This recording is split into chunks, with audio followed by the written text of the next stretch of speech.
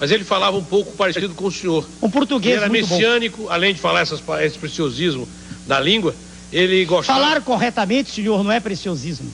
É dom de quem aprendeu a própria língua. Muito bem. O senhor está falando com o escritor Luiz Gutenberg. Eu peço desculpas. Não é Por favor. O senhor tenta ironizar minutinho. O senhor tenta ironizar uma conversa séria. Eu estou falando para uma população ávida de informações. Ávida de saber o que um candidato a presidente da República tem a fazer por ela. Então o senhor me perdoe. Quando o senhor ironiza, eu falo a linguagem. Repare que eu não preparo, não tenho nada, tenho um papel em branco. Faltou falar, doutor Enéas. E aí eu registrei um documento em Brasília. Os senhores jornalistas sabem, foi citado com muita propriedade pelo colega dos senhores aqui. O senhor Zé Paulo, né, o senhor? Isso. Eu registrei um documento dizendo que não me candidataria a nenhum outro cargo. Em compensação, aceitou o emprego do SBT para fazer uma intervenção usando o pitoresco do nome Enéas. Um minutinho. Pitoresco é a maneira como o senhor vê, não é como generais, brigadeiros, engenheiros, médicos veem que estão comigo. O senhor quer que a população pense que é pitoresco. Isso é seu modo de ver. O seu modo não necessariamente reflete o modo como a sociedade vê. Enéas, o senhor tem na sua biografia, o senhor tem uma vida interessante, normal. Obrigado. Quer dizer, o senhor foi um bom aluno de escola, o senhor... Excelente aluno, professor. Excelente aluno, diz a sua diretora. O senhor foi um sargento, né? Primeiro lugar de turma também. O sargento. O senhor disciplinado. Depois tornou-se médico, é um cardiologista respeitável, que dá cursos de pós-graduação, né? Com grande sucesso em São Paulo, no Rio, etc. E forma turmas especialistas de eletrocardiograma e tal. Tudo bem. Por que o senhor, para fazer política, tem que dar um salto? O senhor não cumpre um programa normal, o senhor não organiza um partido, o senhor não vai no Congresso. Organizar? Mas eu tenho registro definido. Oh, desculpa, interrompi. Por que o senhor não faz uma bancada? Por que o senhor não avança progressivamente rumo ao poder? Será que o senhor quer ganhar pela excentricidade, pelo exotismo, por essa insolência com que o senhor faz a sua propaganda? O senhor não acha que é perigoso expor-se uma pessoa séria, com a vida profissional respeitável que o senhor tem, a uma espécie de brincadeira? Porque, na verdade, nós somos analistas de política e não conseguimos enxergar esse otimismo do senhor. Aparentemente, pelo menos, o senhor não tem a menor chance de se eleger. Pergunta, o senhor está demorando, eu estou olhando o tempo aqui. Não tinha chance de se eleger. Como é que o senhor... Por que o senhor não faz? O senhor tem 15 segundos. Por que o senhor não faz? Já passou muito mais, eu quero o direito de resposta. Agora ele tem mais 15. Por que o senhor não faz? O caminho normal. O caminho normal de chegar ao poder. Aqui doeu as regras. É isso aí. Ok, eu quero saber que tempo eu tenho, senhor Francisco. O senhor tem o tempo necessário à resposta, por favor. Que beleza. Que resposta inteligente. Por favor, responda. Eu não gravei, eu estou escrevendo aqui o primeiro, eu quero gravar seu nome mesmo. Luiz Gutenberg. Senhor Luiz. Senhor Luiz, primeiro sobre organizar. Organizar um partido já foi feito. Ele tem registro definitivo. Aliás... Mas isso é a parte formal. Ué? Olha, as descrições das suas assembleias no seu consultório são risíveis. Peraí, risível que a imprensa fala. Peraí. Não, o senhor já falou, agora é minha vez, por favor. O senhor me dá o direito? Minha vez. O senhor tem o direito. Senão eu não o interrompi. Veja bem. Eu pediria que o senhor fosse sucinto como costuma ser. Só isso. Mas você pode falar. Peço um pouco mais do que os 15 segundos, dado o fato de Confie no seu bom senso, Muito obrigado. Tê-lo-ei. Organizar é cumprir a lei, eu o fiz. Ter bancada não significa nada.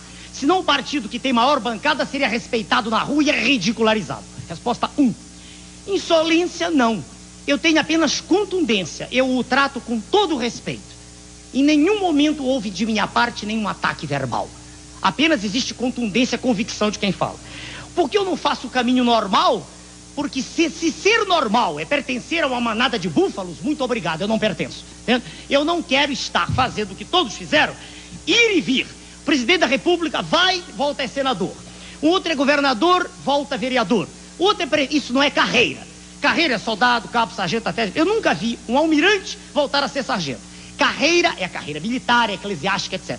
O que existe no meio político é um processo cínico, sórdido, de estar sempre no poder. Qualquer cargo serve. Um minutinho. Último, quando o senhor disse que os senhores são analistas de política, é um direito que os senhores têm de pensar que eu não tenho chance nenhuma. Um direito que os senhores têm. E o direito que eu tenho, ninguém me tira de acreditar no processo. Eu não estou falando para os senhores são apenas o meio através do qual eu falo para a massa. O que me interessa é conquistar, não os senhores, com todo respeito, é a população. Eu quero ter o direito, e eu o adquiri organizando o partido, de falar para a população, para que ela saiba que eu a represento. O senhor fala... Um minutinho, estou falando. Quanto ao que se fala de ver chance, senhor, há pessoas que só veem o que lhe mostram. Eu peço desculpas. Vamos lá. Muito bem. O senhor concluiu? Com perfeita... Doutor Enéas, na eventualidade da sua vitória nas próximas eleições, eu gostaria de saber o que iria mudar na vida das empresas. Elas pagariam mais impostos, pagariam menos impostos? Como é que elas conviveriam com os encargos sociais? Elas seriam parceiras do desenvolvimento no governo Enéas ou seriam vítimas? Excelente pergunta. No nosso projeto, que está ainda no computador, ainda não está na impressora... Embora nós estejamos a 1 mês da eleição. Não quer dizer nada. Isso não quer dizer nada. Se o senhor me perguntar o esforço que foi feito, porque nós não temos a máquina do governo trabalhando para nós, o esforço gigantesco que foi feito, o senhor entenderia que é prazo recorde isso ir para a população um mês antes. Ainda mais porque, se o senhor me perdoe, se o senhor me perdoa, né? Todo o que está escrito no livro que eu estou dizendo aqui, no nosso partido não existe a contradição tão comum no meio político de dizer-se uma coisa hoje e amanhã o oposto, na dependência de um vice-presidente que entra ou que sai. Por favor, eu não quero que os senhores me amem, mas pelo menos respeitem um trabalho sério que está sendo desenvolvido. O senhor está 1 mês de modo irônico. 1 mês é tempo de sobra para quem não é imbecil para entender teses. Agora, se o sujeito precisa de 1 ano para entender uma tese, ele deve dosar urina, porque ele deve ter oligofrenia fenilpirúvica.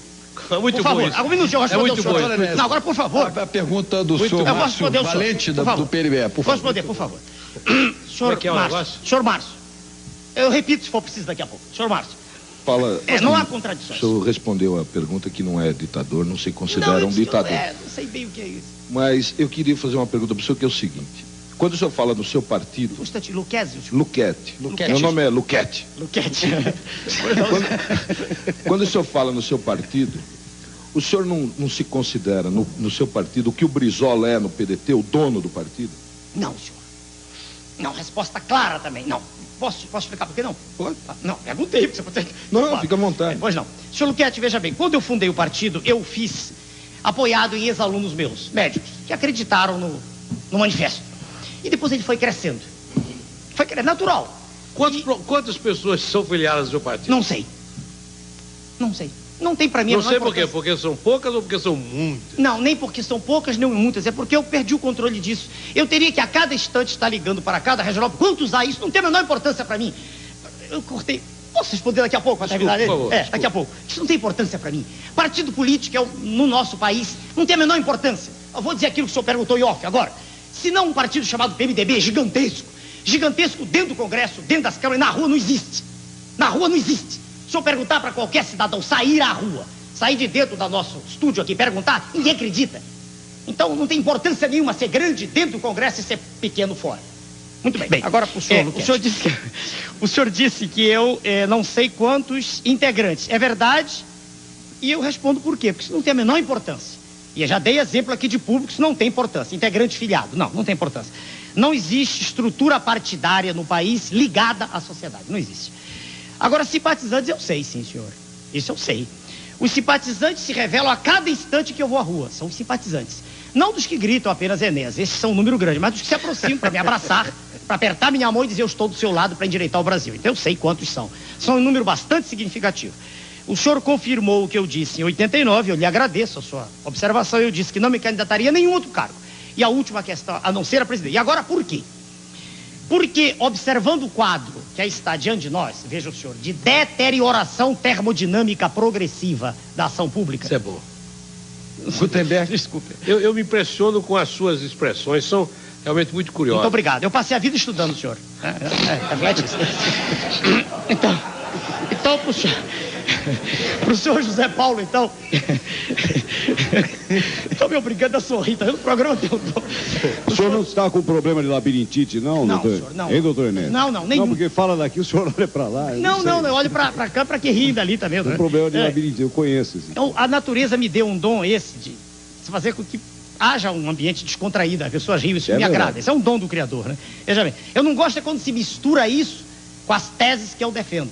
Uma coisa é a pessoa ser agradável, não ser fechada, trancada, sisuda, quer dizer, conseguir fazer com que os outros riam. Outra coisa é não ter nada para dizer. Não, eu digo que eu não sou dono, não. Por algumas razões. Primeira, porque eu não sou dono de nada, nem do meu corpo. Ele pertence ao universo, daqui a pouco eu vou embora. Nem da minha alma, que também não é minha, é do Criador. Então eu não sou dono de coisa nenhuma. Nem da minha mulher, porque ela é livre. Não sou dono de nada. Nem do meu pensamento, porque de quando em quando aparecem coisas, eu não sei como aparecem no meu pensamento. Claro? Não, então eu não sou dono. Não, para ser claro, senhor, fui obrigado a rir um pouquinho que nós saímos de política, que a política me dá raiva, eu falo com indignação pelo que eles fazem com o Brasil. Mas fui obrigado a rir. Embarcando nessa, talvez, na nossa opinião, ficção. É um direito, senhor? Na coisa, uma certeza de que o senhor vai para o segundo turno. Quem é que o senhor gostaria, quem é que o senhor imagina que vai ser o seu competidor? Difícil responder isso. Extremamente difícil, muito difícil. Por quê? Porque o quadro é altamente indefinido, porque a base da pirâmide, que realmente é quem elege, que não está mais assistindo ao programa, porque acorda às 4 da manhã, a base da pirâmide está ainda sem nenhuma definição. Estatísticas feitas por diversos órgãos mostram que metade da população não está participando ainda. O processo se define nas 3 últimas semanas, é extremamente difícil. O ex-governador Leonel Brizola acha que as pesquisas são uma conspiração contra ele, contra certamente o senhor também, porque... Eu nunca disse isso. Bom, mas... Quem? O senhor afirma que está bem, tem grandes possibilidades. As pesquisas dizem que não. As pesquisas retratam, veja o senhor, um instantâneo. Elas não são um filme. Elas mostram aquilo que elas viram, num universo que não é bem caracterizado. Elas escolhem um grupo ali, segmento um tempo atrás, movido de indignação absoluta com o que eu vejo na minha terra, terra na qual eu nasci, e que vejo entregas baratas há muito tempo atrás, eu vinha anulando meu voto. Em quem o senhor votou a última vez, senhor Neto? Última vez foi no senhor Jânio Quadros. Última vez. Estava em 1970. Antes do regime militar, antes da ditadura. Quando ele foi candidato à presidência da República. Jânio Quadros foi antes, né? Ah, mas não foi para prefeito de São Paulo. 60. Não, prefeito de São Paulo não, votei antes. 1960, para presidente. É, E o senhor ficou satisfeito com a performance dele? Não. É uma farsa também, não? Por isso que o senhor não Errei. votou É uma farsa mais. também, senhor? Minutinho, um de cada vez. Mas é uma farsa também? Um de cada vez. Eu votei no senhor Jânio Quadros, eu era um garoto e eu acreditei no que ele dizia. Foi uma farsa? Difícil responder. Muito difícil. Eu era um rapazola, não tinha as informações de que disponho hoje e fiquei triste com o resultado. Fiquei triste, inclusive, com a renúncia dele. Muito triste. Ele teve 6 milhões de votos e a renúncia, a meu ver, foi uma Mas ele falava um pouco parecido com o senhor. Um português ele era muito messiânico, bom. além de falar esse preciosismo da língua, ele gostava... Falar corretamente, senhor, não é preciosismo. É dom de quem aprendeu a própria língua. Muito bem. O senhor está falando com o escritor Luiz Gutenberg. Eu peço desculpas. Não é Por favor. O senhor tenta ironizar Não. uma discussão. Minutinho. O senhor tenta ironizar uma conversa séria. Eu estou falando para uma população ávida de informações. Ávida de saber o que um candidato a presidente da República tem a fazer por ela. Então o senhor me perdoe. Quando o senhor ironiza, eu falo a linguagem. Repare que eu não preparo, não tenho nada, tenho um papel em branco. Faltou falar, Como o doutor senhor se Enéas, considera politicamente, ideologicamente, Pablo Vínias do Rio Grande do Sul? Difícil. Definir linha hoje de atuação política é muito difícil. Esquerda e direita se mesclam hoje. Da esquerda eu tenho a vontade de ter uma sociedade com direitos iguais, onde todos tenham os mesmos direitos. Isso é da esquerda. Isso está escrito em qualquer livro clássico. Então isso eu tenho da esquerda, a vontade de uma sociedade justa. Não tenho da esquerda a vontade de fazer regime socialista. Quer dizer, aquela destruição da iniciativa privada, não. Da direita eu gosto da ordem. Eu não gosto da desordem da esquerda, da baderna, das invasões, não gosto disso. Então há elementos de um lado e de outro. Se o senhor me perguntar, eu sou um nacionalista, convicto. Eu quero uma terra da qual nós nos orgulhemos. Eu quero uma terra que seja próspera para os nossos filhos, para os nossos netos. Eu quero uma terra que será, se Deus quiser, a maior nação do 3º milênio. Eu quero uma terra que, já que detém tanta riqueza que o Criador lhe deu, ela seja realmente a terra. Se o senhor não realizar a sua expectativa de eleger-se em 94, o senhor voltará em 98? Não sei, senhor. Eu respondo sempre com clareza, não sei. O trabalho de 89 até aqui foi extremamente desgastante. Eu usei todo o tempo de que dispunha, entende? Eu gosto de estudar e nos últimos tempos tenho estudado apenas essas questões. Eu gosto de ciência, entende? O que eu vejo de falar de ciência política tem muito de política e muito pouco de ciência. eu gosto de ciência. Se o senhor olhar meu currículo, eu passei a vida inteira estudando. E num determinado momento, em 89, eu me indignei com tudo isso que está aí. Com essa farsa que aí está. Essa mentira. Só um minutinho. Tá. O senhor está perguntando se vou candidatar de novo. Então, em 89, eu vi que tinha começado um processo gigantesco de conscientização da massa. Com 15 segundos apenas. Tanto que o partido obteve o registro. E aí eu registrei um documento em Brasília. Os senhores jornalistas sabem, foi citado com muita propriedade pelo colega dos senhores ali. O senhor Zé Paulo, né, o senhor? Isso. Eu registrei um documento dizendo que não me candidataria a nenhum outro cargo. Em compensação, aceitou o emprego do SBT para fazer uma intervenção usando o pitoresco da sua Dona Menezes. Um minutinho. Pitoresco é a maneira como o senhor vê, não é como generais, brigadeiros, engenheiros, médicos veem que estão comigo. O senhor quer que a população pense que é pitoresco. Isso é seu modo de ver. O seu modo não necessariamente reflete o modo como a sociedade vê. Um minutinho. Eu aceitei o emprego do SBT porque era uma maneira de, estando como aqui estou, expor essas mesmas ideias. Nunca houve da direção do SBT nenhuma intervenção no que eu dizia. Aquele minuto dentro de um programa que é de jornalismo, eu o tinha com liberdade. O meu agradecimento ao SBT, ao sistema brasileiro. Então eu repito, naquela ocasião eu deixei no documento impresso a ressalva que me candidataria outra vez, né? Poderia ou não fazer. Eu não registrei nenhum documento agora. Então, para ser bem claro ao senhor, eu não sei se candidataria. Dona Nézia, faz uma pergunta. Como é que o senhor encara aí, o senhor estava falando em ciência, a sua especialidade? Qual é o papel que o Brasil, qual é a dimensão hoje da... Medicina? Dessa medicina mais voltada cardíaca e qual o potencial que se tem no Brasil para virar um grande centro? Eu pediria que o senhor fosse tão rápido quanto possível nessa resposta. Entrou no assunto, é difícil. Veja, senhor, do ponto de vista de assistência, nós estamos muito mal. Assistência efetiva, muito mal. Nós temos núcleos de excelência, como o Instituto Coração em São Paulo e muitos outros, Paraná, Rio Grande do Sul, Rio de Janeiro. Mas no atendimento básico, veja o senhor, ao cardiopata, ao hipertenso, ao coronariopata, nós estamos mal. Nós estamos mal não é por culpa dos nossos colegas médicos, é por culpa do Estado que está fraco, ineficiente. Nós estamos muito mal. Agora, nós temos núcleos de excelência que fazem tudo para despontar e que competem com as melhores organizações no exterior. E sem dúvida, senhor. Quem o senhor acha que estaria bem no seu governo como ministro da Saúde? Eu dei aula para mais de 20 mil pessoas. É facílimo escolher, senhor. Mais de 20 mil médicos, facílimo. O senhor acha... O senhor falou agora há pouco que às vezes vem um pensamento que o senhor não sabe de onde. É verdade. O senhor acha que é uma força superior que o encaminha para ser candidato a presidente? Se eu respondesse isso de modo insensato, precipitado, eu estaria sendo mentiroso. Se eu dissesse ao senhor, agora, nesse momento, e para a população, eu sinto que Deus, eu estaria sendo, perdoe-me, ridículo diante de mim mesmo. Eu não sei de onde vem a inspiração, não sei. Se o senhor me perguntar se eu creio em Deus, creio. Mas eu não vou ser cínico de dizer aqui que recebi chamado, nada disso. Isso seria de um cinismo que eu não aceito, o senhor entendeu? Agora, se o senhor disser, de quando em quando o senhor recebe, digamos assim, no momento exato, a iluminação, quer dizer, aquilo que faço, o que eu respondo, o que tem que ser respondido, é verdade, acontece. Doutora Isso é uma dotação do Criador. Doutora Nézia, nós vamos terminando o programa, mas tem 3 perguntas aqui que eu não posso deixar de fazê-las, de Alexandre Jardim, de São Paulo, Marcos Antônio da Silva, de São Miguel Paulista, e de Armindo dos Santos Ferreira, de São Paulo. O senhor é pessoa pública, o senhor não acha que sem barba ficaria com aparência melhor? Não acha que o tom de voz mais baixo ajudaria? O outro, que é um advogado, se tem alguma preocupação com o seu visual, talvez se o senhor cortasse a barba ficaria mais digerível a quem vota. E Armindo dos Santos, se o senhor ganhasse a eleição, cortaria essa barba? Era ridícula.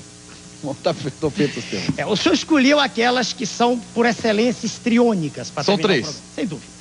Inteligentemente, o senhor deu o tom que lhe interessa dar ao final do programa. Agora é minha vez de responder. Eu digo ao senhor que as outras já foram feitas. Certo. Essa é a interpretação que o senhor faz do meu trabalho. Sem dúvida. Não, do finalzinho só. Antes não. A barba porque não tem nada... O senhor me desculpe, elas não teriam tanta relevância quanto outras que foram feitas, e eu então as guardei por serem as últimas para o final. O senhor não vai receber todas. Vou responder.